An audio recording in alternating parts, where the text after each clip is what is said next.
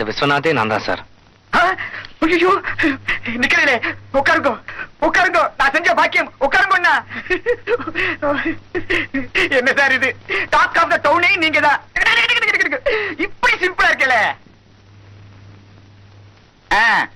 சொல்லுங்க. அப்புறம் உங்க சபால ஒரு ப்ரோக்ராம் வேணும் சார். உங்களுக்கு இல்லாத ப்ரோக்ராமா?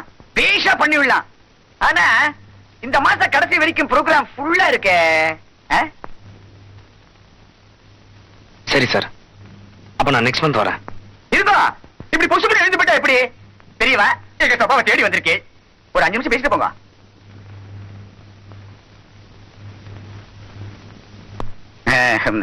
சார் கோச்சுக்கல, என்ன ஒரு சின்ன ஆப்ளிகேஷன். என்ன சார்?